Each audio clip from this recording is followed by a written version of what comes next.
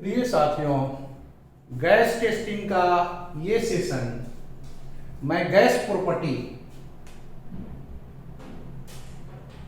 पर करने जा रहा हूं।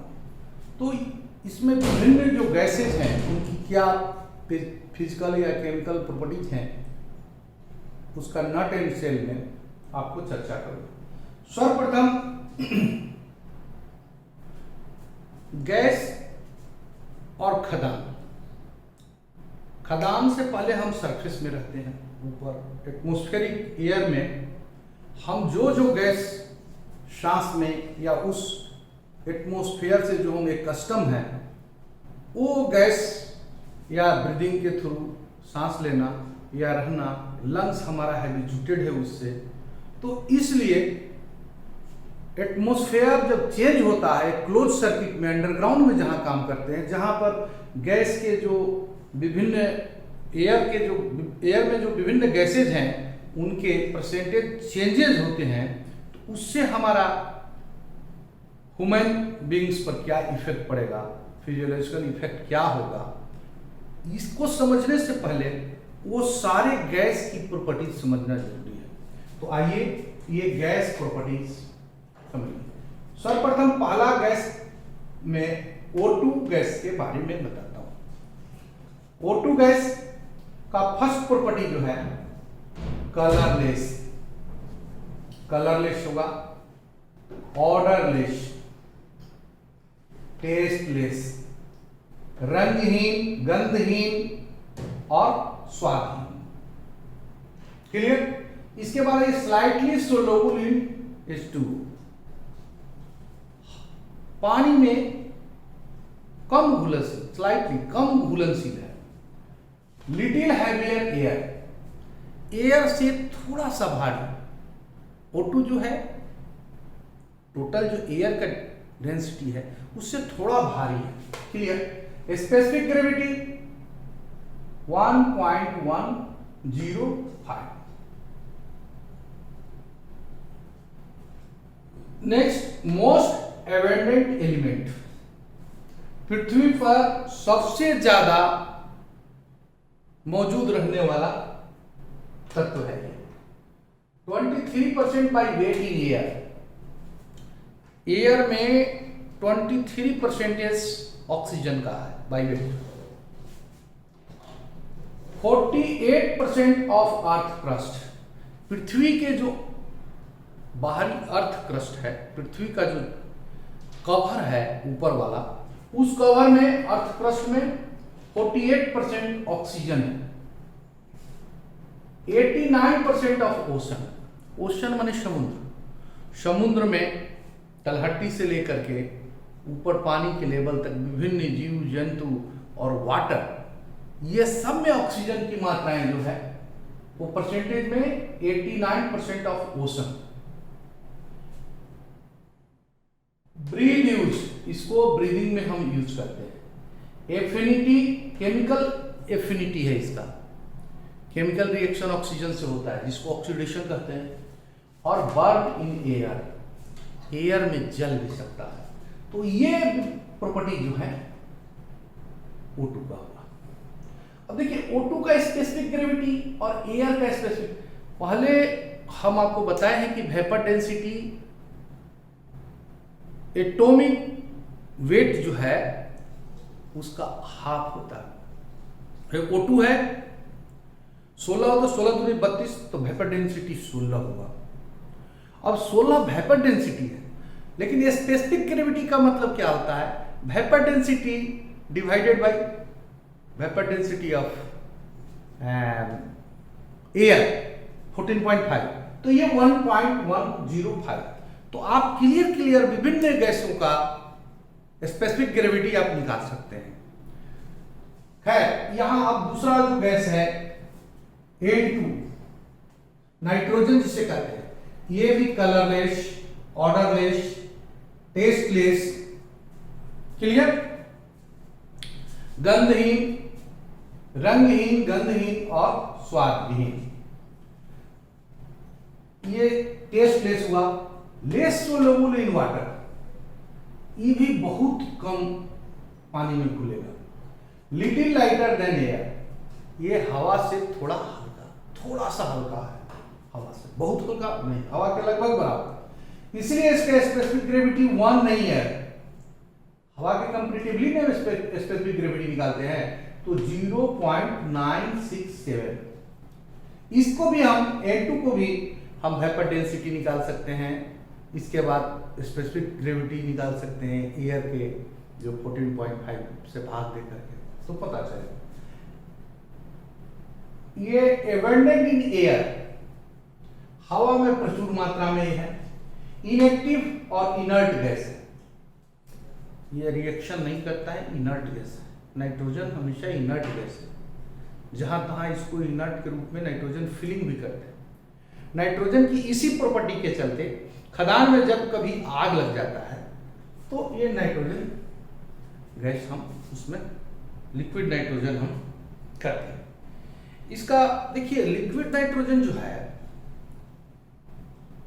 वो विभिन्न जो जीटी रोड में देखते हैं टैंकर आता है, लिक्विड नाइट्रोजन ले जाता है, बड़े बड़े टैंकर, वो टैंकर जाता है और उसका प्लांट एस्टेब्लिश करना पड़ता है और खदान में उसको 2 इंची के पाइप के थ्रू ले जाते हैं।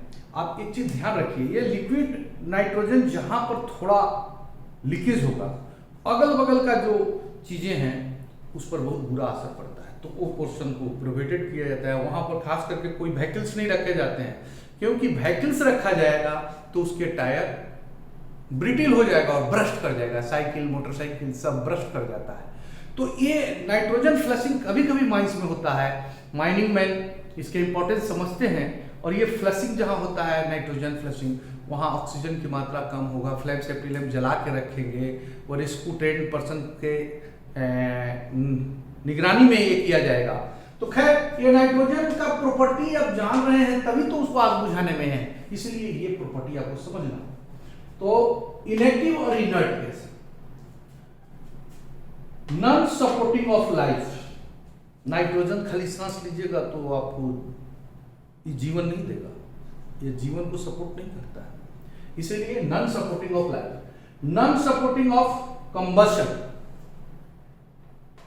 कंबशन एब्रिविएशन है COMB और N लिख करके, इसलिए इसको कंबशन पढ़े। तो नॉन सपोर्टर ऑफ कंबशन, ये नाइट्रोजन की उपस्थिति में कोई जलेगा नहीं यार, इस प्रॉपर्टी के चलते, इनर्ट और इस प्रॉपर्टी के चलते हम फायर फाइटिंग में यूज करते हैं। नो इफेक्ट ऑन मैन, आदमी पर कोई जहरीला इसका असर नहीं है, इसलिए ये फिजियोलॉजिकल इफेक्ट ऑन मैन, इस पे कोई इफेक्ट नहीं है। प्लांट यूज, प्लांट इसको यूज करता है, नाइट्रोजन प्लांट के लिए जरूरी है। देखिए कोई भी पौधा के लिए नाइट्रोजन, फास्फोरस और पोटास 3 चीजें जरूरी है। नाइट्रोजन पौधा को बढ़ने के लिए, फास्फोरस पौधा में दाना लगाने के लिए, उसके फल के लिए, और पोटास जो है पौधा में कीटाणु नहीं लगे। तो नाइट्रोजन पौधा के लिए बहुत जरूरी है, प्लांट इसको यूज करता है, इसके बिना प्लांट बढ़ता नहीं। अच्छा कुछ जो है पौधा, उनके जड़ में ऐसे ग्लैंड्स होते हैं जो नाइट्रोजन खुद एयर से डायरेक्ट ले लेते हैं, जैसे चना का जो पौधा है, मटर का जो पौधा है, वो उनके जड़ में नाइट्रोजन खींच करके बनाने का जगह है, इसीलिए ये जब खेती करते हैं तो वो जमीन में नाइट्रोजन भी हो जाता है, तो अगले फसल के लिए अच्छा होता है। खैर एनीवे, लेकिन प्लांट यूज में नाइट्रोजन यूज करते हैं। अब आइए एक्सप्लोसिव यूज, एक्सप्लोसिव में भी नाइट्रोजन यूज होता है, नाइट्रोग्लाइसरीन वगैरह ये सब जो यूज करते हैं, तो एक्सप्लोसिव बनाने में nitrogen. Liquid nitrogen extinguish, last में जो हम चर्चा कर रहे थे, ये माइनिंग इंडस्ट्री में जहां फायर हो जाए, अंडरग्राउंड फायर, तो लिक्विड नाइट्रोजन देते हैं, ये आग को बुझाने में यूज होता है। तो ये हुआ नाइट्रोजन गैस की प्रॉपर्टी। देखिए ये दो हवा के 2 मुख्य अवयव है, नाइट्रोजन नाइट्रोजन और ऑक्सीजन, ऑक्सीजन और नाइट्रोजन। तो माइंड एयर की बात करते हैं। आप जानते हैं कि माइंड क्लोज सर्किट है, माइंड में कोयले सीम और उसका जो स्टार्टा है सेडिमेंट्री रॉक हो या और भी कोई रॉक हो, तो वो स्ट्राटा के इर्द गिर्द में जो गैस बनेगा या ऊपर से जो हवा आएगा और उस हवा को कंस्टिट्यूएंट में जो परिवर्तन होगा, तो माइंड एयर एक अलग हो गया, नेचुरल एटमॉस्फेयर एक अलग हो गया।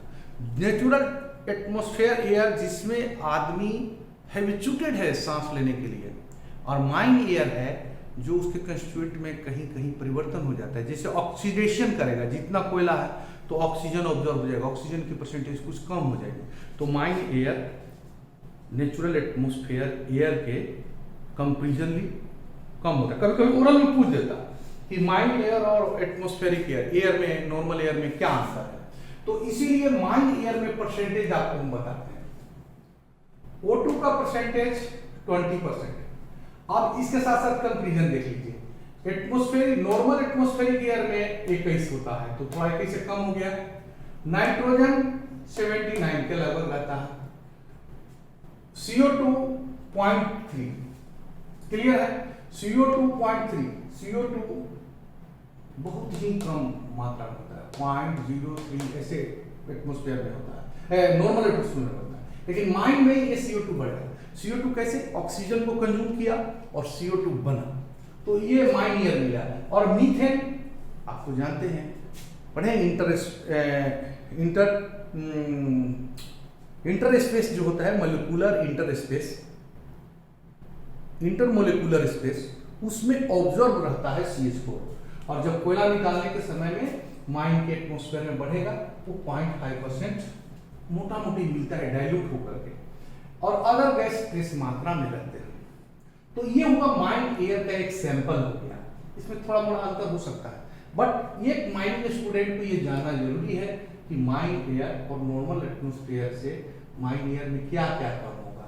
तो एक बार फिर चर्चा करते हैं। ऑक्सीजन कम जाएगा, नाइट्रोजन बढ़ेगा, CO2 थोड़ा बढ़ जाएगा, CH4 उसमें बढ़ जाएगा, क्लियर। अदर गैसेस ट्रेस मात्रा में। अब देखिए CH4 का बता रहा है, CH4 कोल और स्टार्टर से आते हैं, और उसके आने से रिप्लेस O2 की परसेंटेज रिप्लेस किया है, या O2 को रिप्लेस कर लेते हैं। नाइट्रस फूंस NOx जिसको कहते हैं, नाइट्रस ऑक्साइड, नाइट्रिक ऑक्साइड, ये नाइट्रस फूंस कहलाते हैं। ये एक्सप्लोसिव जो हम यूज करते हैं खदान में, बारूद, नाइट्रोग्लिसरीन ऐसे बारूद होता है, उससे बनता है, तो इस बारूद के आवाज में शॉर्ट फायरिंग करते हैं, ब्लास्टिंग करते हैं, उसके दरमियान में वो नाइट्रस फूंस आते हैं, इसको खांसी गैस भी कहा जाता है। देखिए ये है, ये एक्सप्लोसिव के चलते आता है। अब ये दो गैसों का चर्चा बहुत जरूरी है, CO इसको कार्बन मोनोऑक्साइड बोलते हैं, और H2S। CO क्या है और H2S, ये डेडली पॉइजनस गैस है, ये माइनिंग स्टूडेंट को जानना होगा, ये बहुत ही जहरीला गैस है, क्लियर। CO और H2S जहरीला गैस है। H2S का लेश मात्रा, CO का लेश मात्रा, ये हमको, नाइट्रस फूंस भी जहरीली है, ये डिले डेडली हो सकता है, जैसे ब्लास्टिंग हुआ उससे नाइट्रस फूंस मरा, उस एटमॉस्फेयर में ज्यादा देर रहिएगा तो हो सकता है कि आपको एक आध सप्ताह के बाद अटैक करे, तो डिले इफेक्ट भी होता है, लेकिन ये डेडली पॉइजनस है, क्लियर। अब आइए माइंड गैसेस के कुछ पुरानी चीजें हैं, उस पर चर्चा हम करते हैं। जो माइंड गैस के पुराना जो कन्वेंशनल नाम है कैसे होते हैं, तो डैम्प्स, माइंड गैसेस को डैम्प्स कहा जाता है। और डैम्प्स में क्या क्या होते हैं, ये विभिन्न, जो हम ऑक्सीजन, नाइट्रोजन, CO2 और CH4 तो बोलते ही हैं, ये तो केमिकल नेम है ना, लेकिन खदान में उसको डैम्प्स कहा जाता है। तो डैम्प्स में क्या क्या होते हैं, वेपर्स, पानी का जो वाष्प है, वेपर्स, फोग, कुहासा, और फूम्स, धुआं, ये तीनों चीज मिला हुआ रहता है गैस के साथ। कम्स, तो वेपर्स, फॉग्स और फूम्स, कम्स जनरल वर्ड डंप, इसको डाम्प कहते हैं। ये जर्मन वर्ड है, जर्मन वर्ड, जनरल वर्ड है, जर्मन वर्ड, ये जर्मन वर्ड है। जर्मन वर्ड कौन है? ये डाम्प। और ये डाम्प ही परिवर्तित हो गया डैम्प्स में। तो जर्मन वर्ड डैम्प जो है, जिसमें वेपर और फूंस को कहते हैं, तो ये डैम्प खदान के अंदर जितने आते हैं वो इसी कैटेगरी के वेपर, फॉग, फूंस होते हैं। जो हवा रहेगा वो भी रहेगा, तो इसीलिए इसको डैम्प्स कहा जाता है। अब देखिए क्या प्रमुख डैम्प्स है खदान का। ब्लैक डैम, ब्लैक डैम बोलते हैं जिसमें CO2 प्लस N2 एक्सेस मात्रा में रहे, तो ब्लैक डैम। क्लियर है, आप सभी लोग वाकिफ हैं। दूसरा फायर डैम, ये इन्फ्लेमेबल गैस है। ब्लैक डैम तो हैवी होता है, भारी होता है, वो स्तंभ वगैरह में मिलता है। अब फायर डैम जो है CH4 है, ये इन्फ्लेमेबल गैस है, इसमें हाइड्रोकार्बन भी हो सकते हैं। तो ये इसकी एक परसेंटेज 5 से 15% के बीच में ये एक्सप्लोसिव मिक्सचर बनाता है।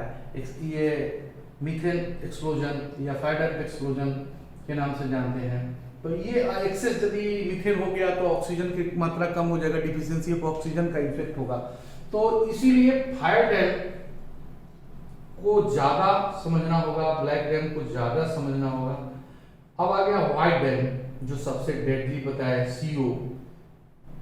फायर डैम में CO आ गया, ये पॉइजनस गैस है। स्टिंग डैम H2S के नाम से जाता है, H2S। और आफ्टर डैम, आफ्टर डैम एक तो बोलते हैं इसमें CO, CO2, N2, O2 और H2 भी रहता है। ये आफ्टर डैम है क्या? जब कभी एक्सप्लोजन हो गया, एक्सप्लोजन दो तरह के हो सकते हैं, या कोल्डेस्ट एक्सप्लोजन हो सकता है, मीथेन एक्सप्लोजन हो सकता है, जिसको फायर डैम एक्सप्लोजन। कभी फायर डैम एक्सप्लोजन हो रहा है, कोल डस्ट भी है, तो दोनों हो गया एक साथ। तो हर एक्सप्लोजन के बाद जो एटमॉस्फेयर होता है वो चिराई टाइप का गंधा लिया हुआ और जो हवा उसमें रहेगा, तो उस हवा को हम फायर डैम कहते हैं। उसमें देखिए डिस्टिलेशन हो जाता है, उसमें कुछ ट्रेस मात्रा हाइड्रोजन भी मिलता है। यहाँ देखिए लिखा हुआ हाइड्रोजन, CO भी है, CO2 भी है, नाइट्रोजन भी है, O2 भी है और हाइड्रोजन भी मिला। अभी आफ्टर डेथ माने आफ्टर एक्सप्लोजन के बाद जो गैसेज है माइंड में, उसमें ये मिल रहा है। क्लियर? अब देखिए हाइड्रोजन का ट्रेस मात्रा जहां सील्ड ऑफ एरिया है, जहां फायर केस है और सील्ड कर दिया गया, तो स्टॉपिंग के इनसाइड में हाइड्रोजन भी यदि फायर प्रेजेंट है तो डिस्टिलेशन करता है और हाइड्रोजन ट्रेस मिलता है जब हम सैंपलिंग करते हैं। तो ये आफ्टर डेथ का होगा। तो ये नाम आपको पांचों नाम जानना होगा गैस टेस्टिंग के लिए, क्योंकि इससे कभी कभी पूछा जाता है। और इसका केमिकल नेम्स भी जानना पड़ेगा, आपको फार्मूला भी जानना पड़ेगा, फिर इसकी प्रॉपर्टी भी जानना पड़ेगा क्या है। तो अभी तो मैंने एक सिंगल गैस का बताया, इसके बाद आ जाइए CO2 का प्रॉपर्टी का आपको बता रहा हूं। ठीक है, CO2 का मतलब ये ब्लैक डेथ मोर और लेस। CO2 गैस का प्रॉपर्टीज क्या है? कलरलेस, ऑर्डरलेस, बिटर टेस्ट, रंगहीन, गंधहीन, तीखा टेस्ट होगा, हैवियर, ये भारी होगा। स्पेसिफिक ग्रेविटी इसका 1.52, माने हवा से भारी है ये 1.5 गुना, तो नीचे रहेगा, फ्लोर में रहता है। वेरी सोल्यूबल, ये CO2 घुलता भी है। CO2 प्लस सन प्लस प्लांट तब O2 है। CO2 यदि हवा में है और सूरज की रोशनी का प्रेजेंट है, तो सूरज की रोशनी और CO2 प्रेजेंट है और साथ में प्लांट भी है, तो प्लांट उसको सूरज की रोशनी की उपस्थिति में CO2 को ऑब्जर्व करके अपना भोजन बनाता है और जो उत्सर्जन करता है, जो इमिट करता है, वो O2 करता है। इसीलिए पौधा और वनस्पति हम लोग लगाते हैं कि बहुत ऑक्सीजन दे। ऑक्सीजन को तो हर जगह लोग कंज्यूम करता है। ऑक्सीजन देने वाली प्रक्रिया यही है, क्लोरोफिल, प्लांट लगाना, पौधा लगाना, ये वातावरण और एनवायरनमेंट के लिए बहुत जरूरी है। क्लियर? तो ये केमिकल जो रिएक्शन है ये समझना पड़ेगा, ठीक है। Next, produced by combustion. जब भी जहां कोई चीज जल रहा है तो जलने के बाद उसमें CO2 होगा। लेकिन एक चीज और समझिए, CO2 तो जलने के बाद होगा, जलने के बाद CO भी होता है। यदि प्रचुर मात्रा में ऑक्सीजन है तब CO2 होगा, और यदि ऑक्सीजन की कमी है, ऑक्सीजन वहां पर कम है और तब कोई बर्निंग हो रहा है, तो उस स्थिति में CO प्रेजेंट होगा, जो और डेंजरस है CO। तो क्लियर, ये कंबशन से प्रोड्यूस होता है, सोर्स ऑफ कंबशन। ये है प्रोड्यूस रेस्पिरेशन, सांस लेने से हम लोग ऑक्सीजन लेते हैं, एयर लेते हैं सांस, और सांस से उसमें कार्बन डाइऑक्साइड की मात्रा बहुत ही कम रहता है, लेकिन जब सांस फेंकते हैं तो उस समय हमारा कार्बन डाइऑक्साइड की मात्रा उसमें ज़्यादा बढ़ता है। तो श्वसन जो उत्सर्जन जो होता है उसमें प्रोड्यूस करता है CO। अब आइए, फाउंड कहाँ कहाँ मिलेंगे, किस किस जगह पर मिलेंगे।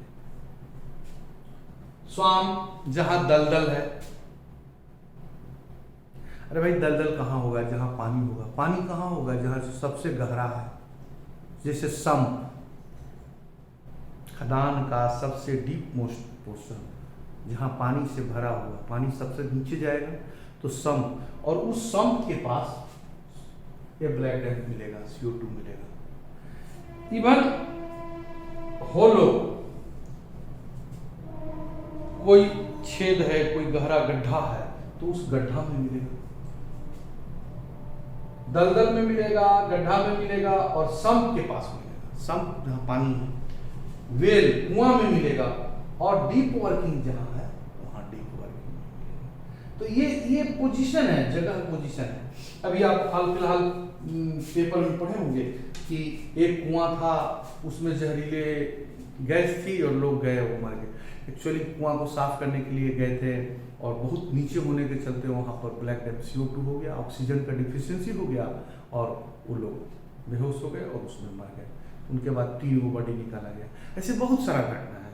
तो देखिए, ब्लैक डैम गैस का नेचर, आप खदान में काम करते हैं तो CO2 का गैस का प्रॉपर्टी आपको जानना है, इसीलिए गैस प्रॉपर्टी को आपको समझना होगा। आपको सिलेबस में भी बताए थे कि गैस टेस्टिंग के परीक्षा में ये गैस का प्रॉपर्टी और थ्योरेटिकल चीज को जानना पड़ेगा। अब नेक्स्ट आइए, रिस्पिरेशन।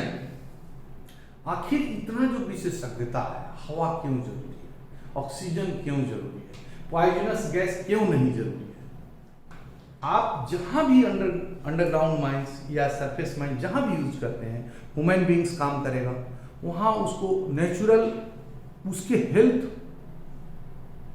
को हार्म नहीं हो, उसकी वर्क इफिशिएंसी सही हो, उसका मेंटल स्थिति सही हो, इसके लिए वहां का एटमॉस्फेरिक कंडीशन सही होना चाहिए। एटमॉस्फेरिक कंडीशन सही होना चाहिए तो उसमें एयर आ गया, और एयर जो वहां का एटमॉस्फेरिक कंडीशन है वो उसमें ऐसा होना चाहिए जैसे नॉर्मल एयर की तरह, कि आदमी इत्मीनान से सांस ले, काम करे, उसको इफिशिएंसी बढ़े। तो इसीलिए आपको जानना है कि आदमी सांस लेता है, तो आपको समझना होगा। क्या आपसे मैं एक क्वेश्चन करूं कि आदमी कितना हवा लेता है, 1 घंटा में कितना लेता है, 1 मिनट में कितना हवा लेता है, क्या आप जानते हैं? तो देखिए, रिस्पिरेशन 2 लीटर पर मिनट आदमी सांस लेता है। एवरेज आदमी 2 लीटर पर मिनट सांस लेता है। और ये सांस कहां जाता है, हवा जो लेते हैं, ये मेम्ब्रेन एयर सेल है, ये एयर सेल का एक मेम्ब्रेन है, झिल्ली है, जो एल्वोली में जाता है, लंग्स के पास। क्लियर? आदमी सांस लेता है, ये एयर ट्रैक से होते हुए लंग्स के पास जाएगा, और लंग्स में मेम्ब्रेन है, और मेम्ब्रेन का एक एल्वोली है, और उस एल्वोली में ये आकर के लंग्स में चल जाता है। क्लियर? और वहां एयर सेल है, O2, जो एयर जो आएगा उसका ऑक्सीजन और ब्लड मिल करके क्या बनाता है, अब एल्वोली में आइए, एल्वोली से आइए O2 में, O2 और ब्लड दोनों संयोग करके बनाता है ऑक्सीहोमोग्लोबिन। क्लियर? ऑक्सीहोमोग्लोबिन एक कंपाउंड है जो ऑक्सीजन और ब्लड के संयोग से बनता है। और ये कंपाउंड काफी अनस्टेबल है, मतलब बह सकता है, ये पूरा ठोस नहीं हो सकता, ये तरल की तरह है, फ्लो कर सकता है और बह सकता है, ये अनस्टेबल है। और ये आकर के फिर रीजनरेट करता है। क्या रीजनरेट करता है? तो जो हमारे ब्लड में गया और ऑक्सीहोमोग्लोबिन बना करके वो पूरा सिनाए से सभी अंग में संचार हुआ। संचार कहाँ गया? संचार हमारे जो बॉडी के सेल्स हैं, सेल्स के अंदर जो टिश्यू हैं, वो टिश्यू हर समय बनते रहते हैं, बिगड़ते रहते हैं। तो उस टिश्यू, वर्न आउट टिश्यू को, जो टिश्यू मर रहे हैं, जल रहे हैं, तो फिर उसको रीजनरेट करता है, तो रीजनरेट करके नई टिश्यू बनाता है। तो शरीर की सारे कोशिकाएं जो हैं या सेल है या टिश्यू हैं, वो हर समय बनते रहते हैं। अब जैसे आप बोलिएगा मैं तो वही हूं, लेकिन 1 महीना के बाद आपके शरीर का हर सेल जो पहले था वो मर गया, नया सेल है। क्लियर? तो इस तरह से ये ऑक्सीहोमोग्लोबिन ही सेल को रीजनरेट करता है, वर्न आउट टिश्यू को ठीक करता है। और इसके बाद ठीक करने में ये क्या पैदा करता है? CO2। Clear?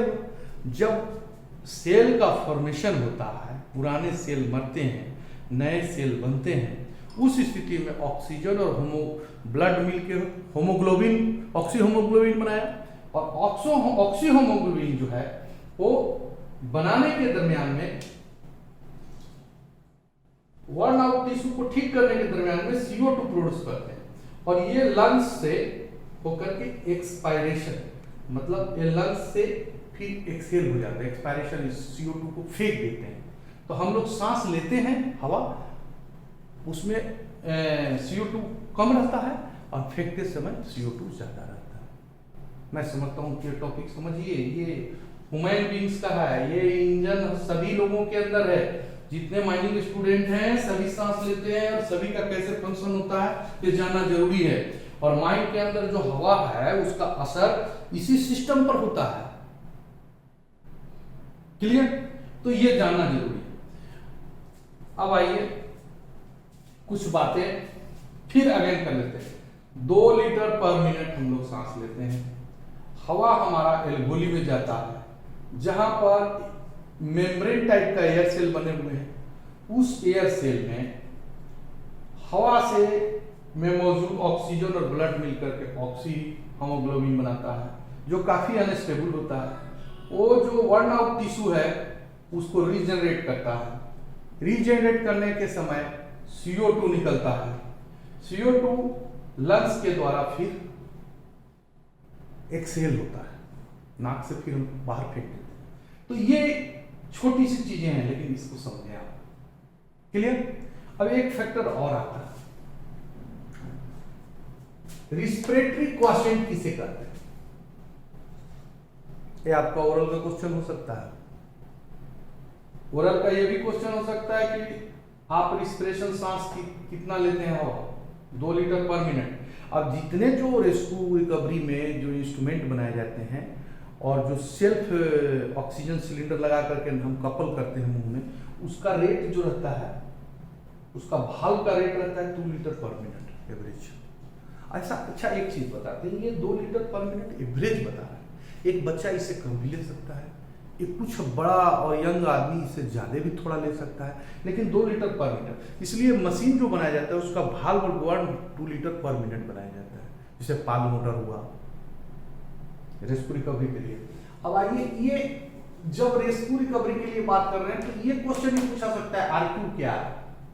Respiratory quotient. Respiratory quotient एक रेशियो है जो CO2 exhale divided by O2 consume, कितना हम CO2 फेंकते हैं और कितना O2 कंज्यूम करते हैं। तो ठीक है, CO2 ही O2 में O2 ही CO2 में चेंज होता है, क्योंकि ऑक्सीहोमोग्लोबिन बनाता है O2 और ब्लड। तो कहने का मतलब है ऑलवेज हम ऑक्सीजन ज्यादा लेते हैं और वो कुछ ऑक्सीजन हमको CO2 में चेंज हो जाता है। तो देखिए इसका रेशियो होना चाहिए 0.8 और 0.9। तो अब देखिए CO2 ऑक्सीजन हम ज्यादा लेते हैं और CO2 कम फेंकते हैं, तो इसीलिए इसका रेशियो 0.8 से 0.9 है। अब ब्रीथ रेगुलेट, सांस कैसे रेगुलेट होता है?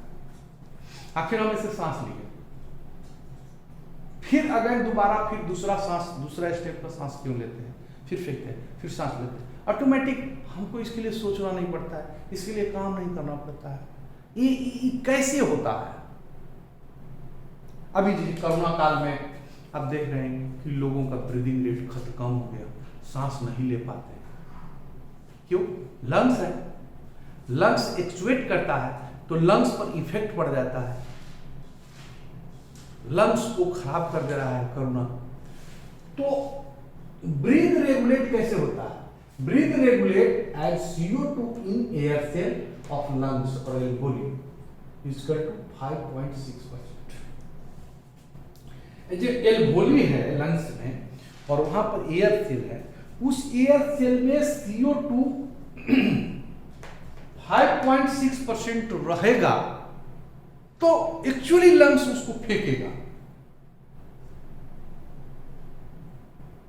तब हमको फेंकेगा तो सांस, फिर फेंकेगा तो फिर सांस हम लेंगे। तो इसीलिए ब्रीथ रेगुलेट करता है। ये CO2 का काम है कि एल्वोली में आकर के ब्रीथ को रेगुलेट करना। CO2 यदि वहां पर एक एयर सेल में फंसा रहता है, 5.6% से जैसे ही अधिक होता है, सांस हम फट से फेंकते हैं। माने ये सांस लेने का और फेंकने का इसके जो क्रम है और इसमें जो टाइमिंग है, ये टाइमिंग इतना परसेंट एयर सेल में यदि CO2 हो तो सांस फेंकना ही होगा, इससे कम है तब तक सांस आदमी रोक सकता है। क्लियर? अब देखिए CO2 एक्सीड पॉइंट इतना, ब्रीथ डबल। अब इसमें CO2 थोड़ा सा भी 0.2% भी यदि बढ़ जाएगा एल्वोली में, जैसे 5.6% से ही होने से ही फेंकेगा, लेकिन CO2 थोड़ा सा और बढ़ा 0.2 भी पड़ेगा तो ब्रीथ डबल ब्रीथ करना पड़ेगा, सांस रेट बढ़ जाएगा। क्लियर? तो ये चीजें हैं आपको ब्रीदिंग संबंधी बताते।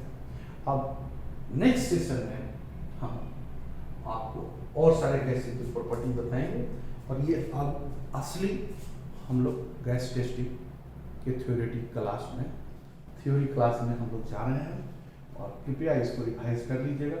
फिर मैं एक बार टिप करता हूँ।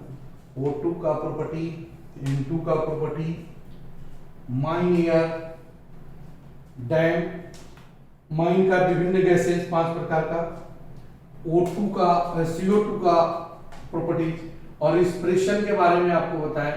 CO2 कहाँ प्रेजेंट है वो भी है, लेकिन रिस्पिरेशन क्या है ये इंपॉर्टेंट है। रिस्पिरेशन कैसे लेते हैं, ह्यूमन बॉडी में कैसे जाता है, और इसके बाद कैसे हम सांस लेने के लिए बाध्य होते हैं फेंकने के लिए। तो मैं समझता हूँ कि आपको ये आज क्लास अच्छा लगा होगा। यदि अच्छा लगे तो माइनिंग विद्या चैनल को सब्सक्राइब कीजिए और अपने मित्रों को भी प्रमोट कीजिए। धन्यवाद।